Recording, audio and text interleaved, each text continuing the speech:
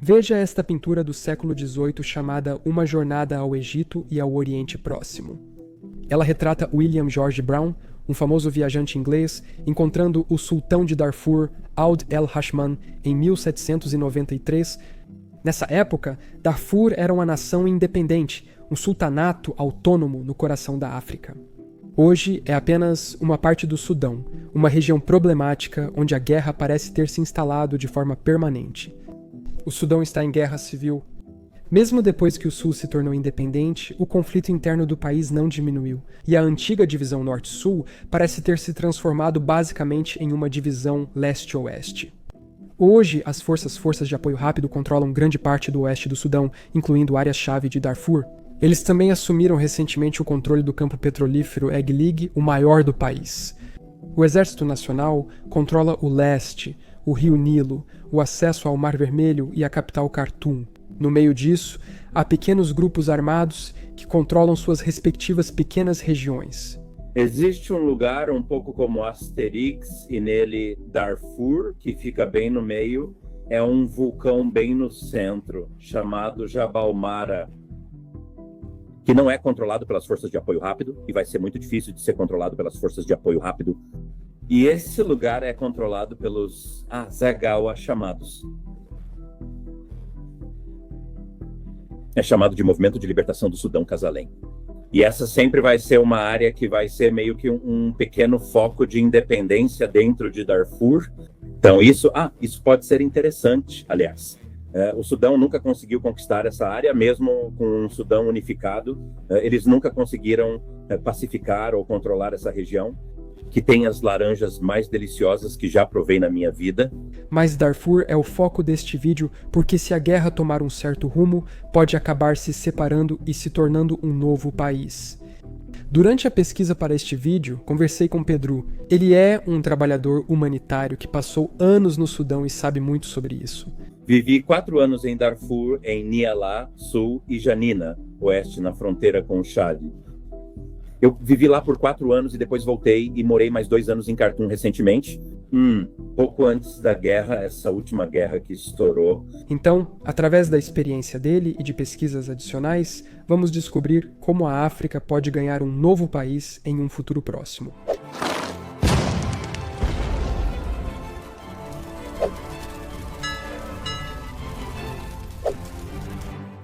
Acho que a melhor maneira de começar é sempre pelo início, e não há lugar melhor para ir do que primeiro entender a origem do nome da região. Dar significa lar, como em Dar es Salaam, lar da paz. Portanto, Darfur é o lar dos Fur. Os Fur são o principal grupo étnico em Darfur, mas tem mais. Tem os Zagawa e tem os Nazalit, e esses são os 3 principais grupos étnicos de africanos negros, de origem bantu. O nome desse povo remonta a muito tempo atrás. A primeira menção histórica é de 1664, quando J.T.M. Vansleb, um viajante alemão, escreveu sobre sua viagem para lá. Fur seria o nome dado pela elite árabe que chegou aos habitantes originais do país e significaria algo como aqueles de pele muito escura. A região é majoritariamente uma planície semiárida, pouco habitável, mas as montanhas Mara fornecem água abundante. E, no século XII, o povo da Aju criou o primeiro reino da região, pelo menos o primeiro do qual temos conhecimento. Nos registros históricos era chamado de Reino da Aju. Seu nome aparece neste antigo mapa do século XII, feito por Al-Idrisi. Durou centenas de anos, mudando de nome, governantes e coexistindo com outros domínios tribais em áreas de Darfur e do Sudão. Mas então veio nossa grande referência para um possível novo país independente, o antigo sultanato de Darfur, aquele que mencionamos no início, entende? Enquanto os Daju eram locais, por volta do século XIV, o povo Tunjur começou a chegar. Eram sunitas, muçulmanos e de origem árabe.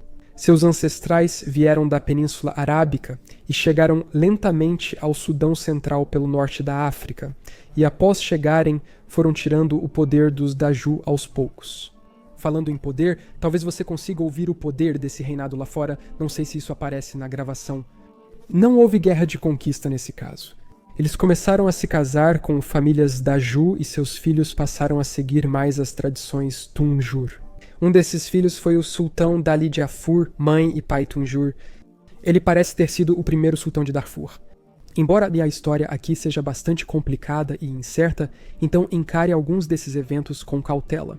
Ele terá estabelecido o Sultanato de Darfur, dividindo o país em províncias e criando um código legal e penal primitivo. Seu neto, Suleiman, o sucedeu e criou uma nova dinastia chamada Qaida. Muitos o consideram o verdadeiro fundador do estado de Darfur.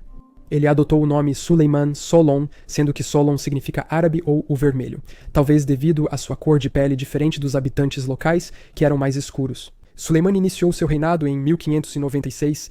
O governo dessa dinastia, apesar de algumas interrupções, basicamente durou o tempo todo. Até o início do século XX, quando a região foi conquistada pelos britânicos, e esses séculos de governo, é claro, tiveram um impacto na criação de uma identidade nacional distinta dentro da região. Mas vamos com calma. O Sultanato de Darfur tinha uma maneira interessante de expandir seu território. Seguiram o exemplo dos ancestrais Tunjur, que assumiram o poder em Darfur, através da integração e casamento, não da violência. Parece que foi assim que o sultanato inicial expandiu seu domínio sobre o território das tribos vizinhas, integrando estrangeiros à elite governante e assimilando seu povo. Casamentos interétnicos eram comuns, e o país era extremamente diverso entre povos africanos e árabes. Todos no Sudão são mestiços, certo? Mas existem essas duas afiliações fortes, as pessoas que se autodenominam árabes. Eles se veem como descendentes culturais e étnicos e conectados ao Oriente Médio, mesmo que o Oriente Médio realmente não os veja dessa forma. Enquanto as tribos africanas Bantu, ou seja, as tribos africanas Bantu, têm uma identidade mais negra, as tribos negras geralmente são agricultoras. As tribos árabes geralmente são pastores. Em breve, elas também se converteriam ao Islã. Embora a dinastia Kira afirmasse descender de ancestrais árabes, a ideia de arabismo, por assim dizer, no Sudão era bastante fluida. Era usada para qualquer pessoa que adotasse a língua e cultura árabes, sem importar etnia ou cor da pele. A conversão da corte real e do povo ao Islã ocorreu bem mais tarde. E principalmente através de casamentos mistos com pessoas do Vale do Nilo, assim como pelo contato com homens santos. Comerciantes do leste e norte e peregrinos a caminho de Meca passavam por Darfur, que ficava na rota. Os assentamentos muçulmanos da África Ocidental podem ter ampliado a disseminação do Islã na região. O neto do sultão Suleiman, Ahmed Bukr, tornou o Islã religião oficial e incentivou imigrantes, promovendo a prosperidade do país.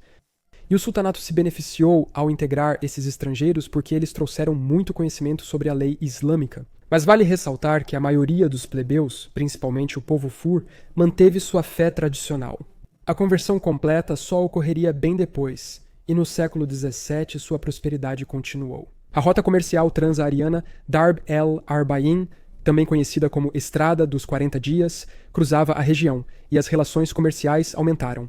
Enquanto isso, a mineração de ouro crescia e as riquezas aumentavam. Hoje Darfur ainda abriga muitas minas de ouro. Eles abandonaram a política de integração e passaram a atacar regiões vizinhas, mostrando que já tinham um exército forte para isso. No século XVIII, o Islã já era plenamente influente e relevante na sociedade. O sultanato recrutava homens santos estrangeiros, dando-lhes terras dos Fur para obter renda, aumentando a complexidade econômica, jurídica e política em seu governo. Também no século XVIII, o comércio com o Egito aumentou dramaticamente, e o sultanato agora estava atingindo seu apogeu. Isso ocorreu durante o governo do sultão Abderrahman, que fundou uma nova capital em Al-Fashir. Hoje ainda é a capital da região de Darfur, e que provavelmente poderia ser a capital deste novo, moderno e independente país. Na verdade, há um episódio histórico interessante com esse sultão. O ano era por volta de 1799 e logo ao norte, no Egito. Napoleão estava no meio de sua campanha na região, então o sultão escreveu uma carta para Napoleão parabenizando-o por sua derrota. Dos mamelucos, que ele também parecia não gostar, Napoleão supostamente respondeu, agradecendo e pedindo a ele um tributo de 2.000 escravos. Não está claro se isso realmente aconteceu, mas eu não sei. Achei que era uma nota de rodapé, histórica interessante. E o ponto da história é que nesse momento da história, o sultanato de Darfur era importante o suficiente para que outros poderes e governantes externos soubessem da sua existência. Muhammad al-Tunisi escreveu um relato sobre Darfur no início do século XIX, após passar 10 anos como comerciante no sultanato e descrever o reino em detalhes. Com desenhos próprios, alguns ainda preservados, seu livro se chama Em Darfur, um relato do sultanato e de seu povo. Você ainda pode comprar uma cópia dele hoje em dia, o que é bem legal. Mas depois do apogeu vem, é claro, a queda, e a era de ouro do sultanato estava chegando ao fim. Com Muhammad Ali no poder, o Egito iniciou a expansão ao sul para conquistar o Sudão e outras terras da região. Eles chegaram a Khartoum, atual capital do Sudão, e conquistaram áreas do norte de Darfur. A dinastia Quedah lutou contra eles, mas perdeu. Ainda assim, conseguiram não ser totalmente conquistados, mas quase como se tivessem sido. Os turco-egípcios consolidaram o controle das terras a leste. A influência política e a força militar de Darfur agora eram irrelevantes. O mercado de escravos era dominado pelos egípcios. Rotas comerciais passaram a contornar Darfur rumo ao leste. Esses dois fatores, combinados, fizeram com que o sultanato entrasse em crise econômica e recessão, tornando-se menos próspero. A elite e a família real passaram a explorar a população e retomar a posse de suas terras. Isso, é claro, teve um impacto muito negativo no desenvolvimento do país. Em 1856, um empresário de Khartoum, Al-Zubair Kama, montou uma rede de postos comerciais na região, defendendo-os com um exército privado. Ele basicamente declarou seu próprio governo dentro de Darfur em uma área conhecida como Bahr el Ghazal. Hoje ela tem uma bandeira legal, mesmo sendo parte do Sudão do Sul. Mais uma vez, mostrando como o sultanato de Darfur expandiu suas terras ainda mais para o sul. Inicialmente, ele pagou tributo a Darfur. Mas logo ele se aliou aos turco-egípcios, que queriam voltar e conquistar todo o sultanato. A guerra destruiu Darfur como nação independente em 1875. Muitas rebeliões tentaram restaurar o poder e tinham forte apoio popular, mas fracassaram, e Darfur passou a ser administrada como uma província egípcia. Em 1885, as forças sudanesas se rebelaram contra o Egito, permitindo que Darfur retomasse seu estado por cerca de 15 anos. No final do século XIX, os britânicos chegaram. Curiosamente, eles inicialmente trouxeram de volta o herdeiro da dinastia Kira, Ali Dinar, que foi o último sultão de Darfur. A região ganhou autogoverno e o sultanato foi restaurado temporariamente, mas décadas depois, com a Primeira Guerra Mundial, os britânicos temiam que Darfur se aliasse aos otomanos, apesar das promessas do sultão.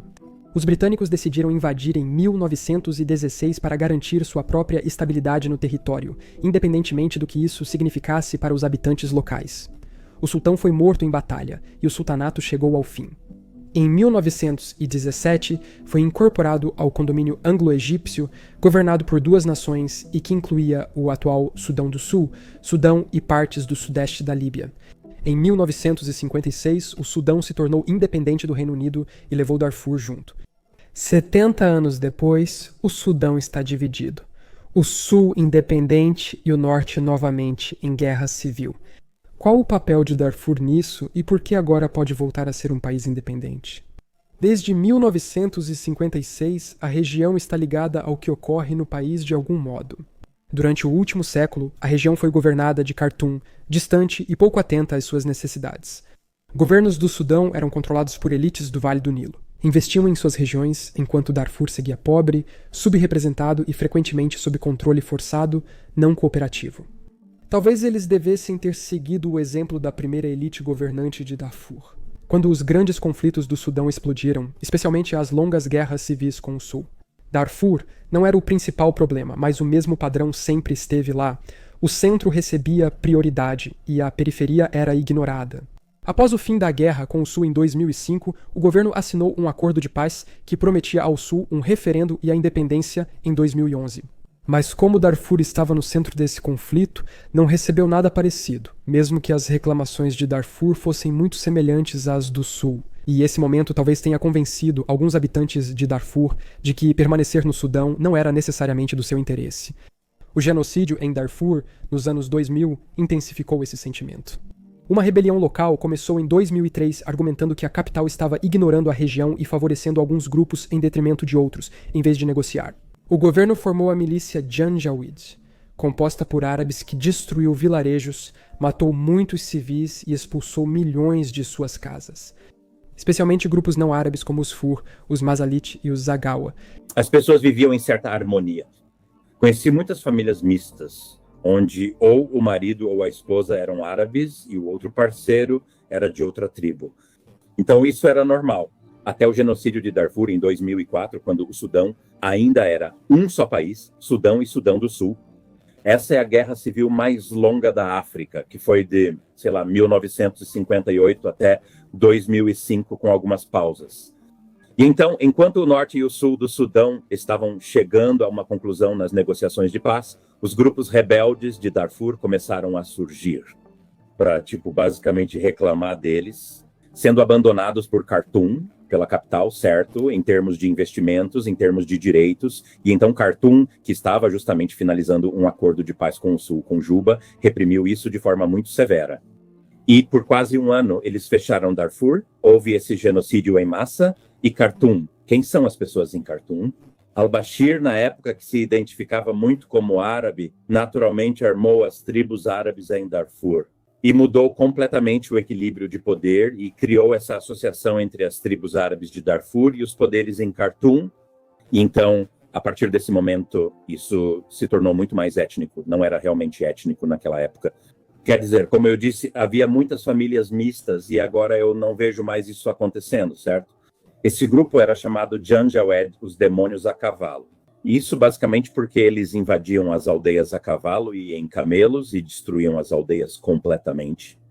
E então, de repente, todos os árabes foram associados a esse grupo e os africanos foram vistos como as vítimas. Quando o governo se volta contra seu povo, isso desmotiva a fazer parte do país. Dessas milícias nasceram as Forças de Apoio Rápido. Forças de Apoio Rápido, em 2013, foram reorganizados como Grupo Paramilitar Oficial de Apoio às Forças Armadas. A base deles era Darfur, mas atuaram em todo o país, enfrentando rebeldes e patrulhando fronteiras. Eles obtiveram riqueza com minas de ouro em Darfur, tornando-se poderosos e independentes do exército regular. Então, o Sudão acabou com duas forças armadas que deveriam cooperar, mas que na realidade eram rivais. E em 2023, isso explodiu em uma guerra nacional entre as duas. Darfur virou um dos principais campos de batalha, pois as forças de apoio rápido já tinham raízes lá e conseguiam controlar a região mais facilmente que o exército. Atualmente, as forças de apoio rápido controlam grande parte de Darfur e já criaram estruturas de governo nas áreas sob seu domínio. O exército e o governo oficial estão concentrados no leste do Sudão, com pouco controle sobre o oeste. A independência de Darfur depende do desfecho da guerra e da opinião dos países vizinhos. O presidente do Chad é Zagawa. Se eu me lembro das três tribos que mencionei, as tribos negras mais numerosas, Isfur, Zagal e Mazalid, o presidente e o grupo étnico dominante no poder são os Zagawa. E eles têm fornecido apoio aos rebeldes de Darfur, que lutam contra os Janjaweed e contra Khartoum do lado deles. E por isso há um medo de que o conflito se espalhe e não sabemos o que o Chad vai fazer. Na época do Gaddafi, a Líbia era bastante intervencionista nisso, principalmente porque as tribos árabes apoiavam o Gaddafi e então o Gaddafi as apoiava em troca. As dinâmicas mudaram de certa forma e um dos grupos militares das tribos negras, o grupo de exército militar, o Movimento Justiça e Igualdade, passou a ser apoiado pela Líbia.